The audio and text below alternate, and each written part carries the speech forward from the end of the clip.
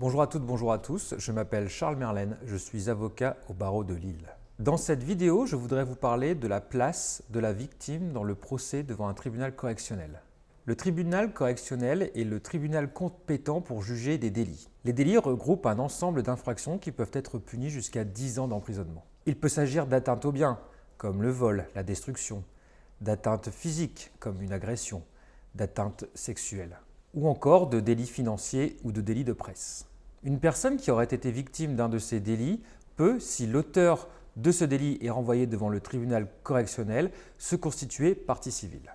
La victime est prévenue de la tenue de ce procès, soit par le biais d'une citation ou par le biais d'un avis à victime, et elle pourra alors se présenter le jour de l'audience. Comment se déroule l'audience correctionnelle? Elle se déroule toujours de la même façon, en 8 étapes. Tout d'abord, le président du tribunal fera la lecture de ce qu'on appelle la prévention. La prévention, c'est le document qui reprend les faits qui sont reprochés au prévenu et les qualifications pénales, c'est-à-dire les délits qui correspondent à ces faits.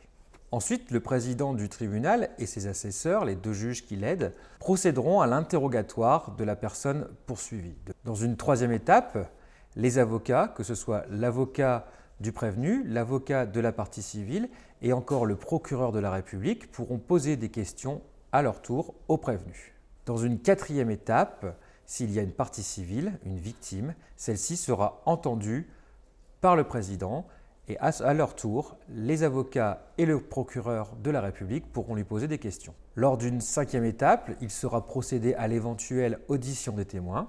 Lors d'une sixième étape, l'avocat de la partie civile, c'est-à-dire de la victime, pourra plaider, défendre ses intérêts.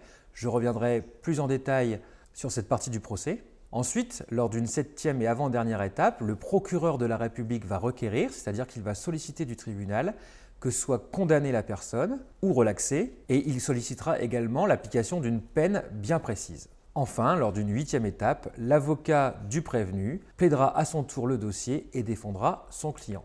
Quels sont les droits de la partie civile devant le tribunal correctionnel? Tout d'abord, nous l'avons vu, durant les 8 étapes que constitue un procès correctionnel, la partie civile pourra, par le biais de son avocat, poser des questions au prévenu. Elle pourra éventuellement aussi faire citer des témoins. Et on peut encore retenir que la partie civile peut, si elle l'estime nécessaire, solliciter un huis clos, c'est-à-dire solliciter que le tribunal se réunisse sans public. Lors de la plaidoirie de son avocat, la partie civile pourra solliciter des dommages et intérêts. Des dommages et intérêts qui répondront au préjudice qu'elle subit. Lors de sa plaidoirie, l'avocat de la partie civile pourra corroborer l'action publique.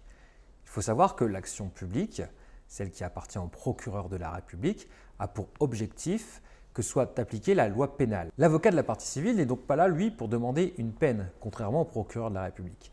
L'avocat de la partie civile sollicitera simplement que l'état de victime soit reconnu à son ou à sa cliente, le prévenu soit puni, mais ne demandera pas une peine.